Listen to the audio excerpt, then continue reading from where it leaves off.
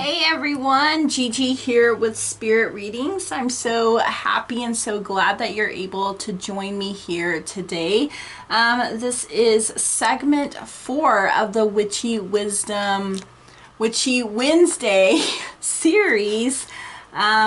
We're going through the Element Encyclopedia of 5,000 Spells, the ultimate reference book for the magical arts by Judika Illes. Is how I'm saying it, so hopefully that is right. So we're on part 1 here, elements of magic spells. Ooh, getting into some goodies here. So how do you cast a magic spell is what we're looking at here today. Do you shout abracadabra, turn around 3 times on one foot and shoot sparks from your wand?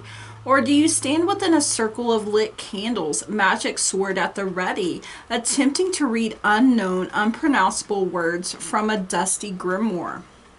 Will you tuck one single crumb of bread, one single grain of salt, and some burned out charcoal into a scrap of red fabric, and then make knots in the cloth as if your very life depended on it? Perhaps you will stand at the crossroads and just stand. Magic spells come in virtually unlimited form, some dramatic, some shocking, and some perhaps surprisingly mundane. Definitions of exactly what constitutes a magic spell depend a lot upon one's personal history and experience, the stories you were or weren't told as a child, and cultural expectations. What separates a magic spell from just any random series of actions is you, your intent, your goals, and your desires. A magic spell is a conscious, formalized attempt to manipulate magic power and energy, Heka, H-E-K-A, in order to achieve your own personal goal. There are many styles of spells featuring all sorts of ingredients. If one style of spell doesn't suit you, there are others. Afraid of fire? Cast your spell by creating enchanted baths. Don't have a tub? Brew potions or tie magical knots. If one ingredient is unobtainable, there are substitutes. If you can't afford precious gems and resins, there are plenty of powerful magical materials masquerading as common kitchen ingredients. Magical energy is irrepressible. Magic spells are the controlled conduit for directing this magical energy. There is only one component of every magic spell that you cast that cannot be replaced, and that is you. Wow, you guys, so powerful.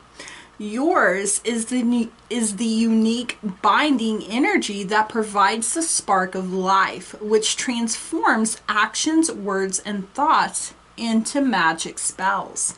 Everyone's secret desire, of course, is to possess enchanted words or objects that achieve our goals for us without even our slightest effort.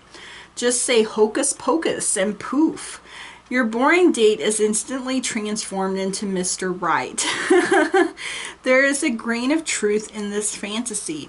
The most magically charged objects will perform a lot of the work for us, although magic spells are never completely effortless. Some naturally occurring items inherently possess this type of magic power.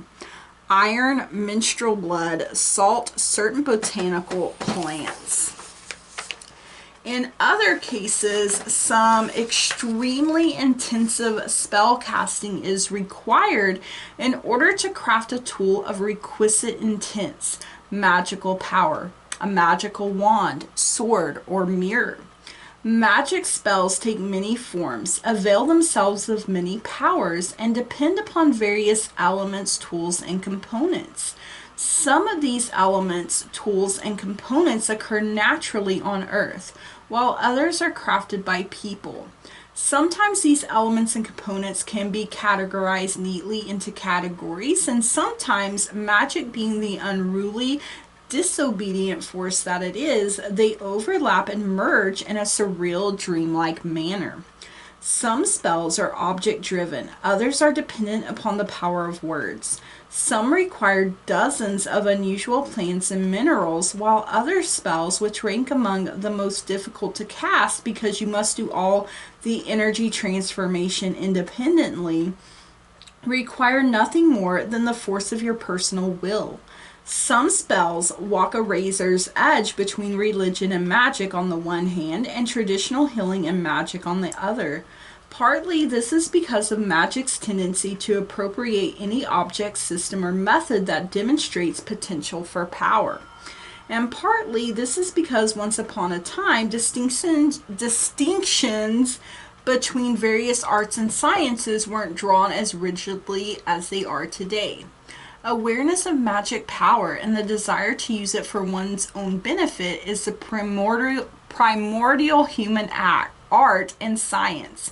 Religion, traditional medicine, astrology, alchemy, aromatherapy, perfumery, music, dance, visual art, and more are all rooted in magic and shamanism. Before any spell is cast, the initial requirement is that you have a personal goal. What do you want to achieve? What do you wish to prevent? What are your secret desires, your deepest fears?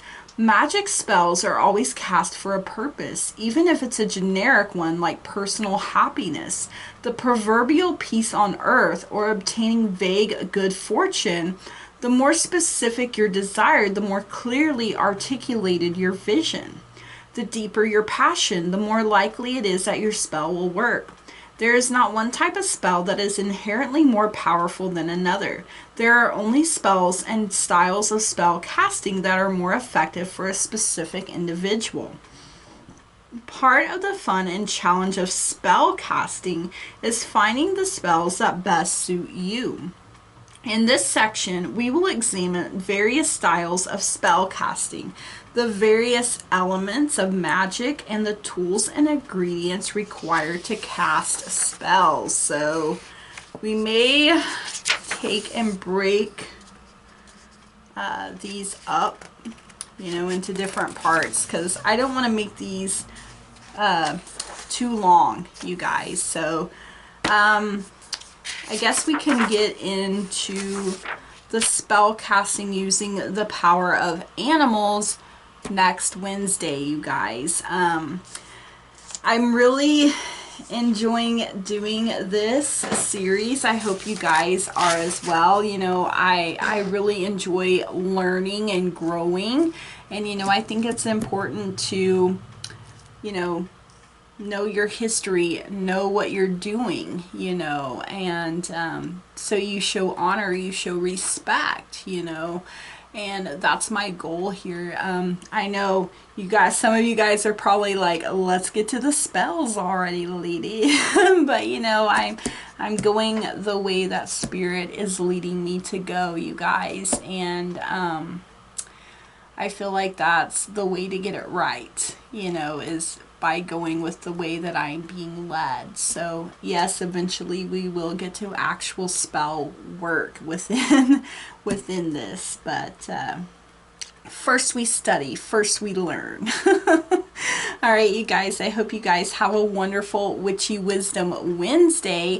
If you're enjoying this series, please leave me a comment and let me know. I love hearing from you guys. I do take the time to read through all of the comments and respond and answer any questions that there may be to the best of my abilities.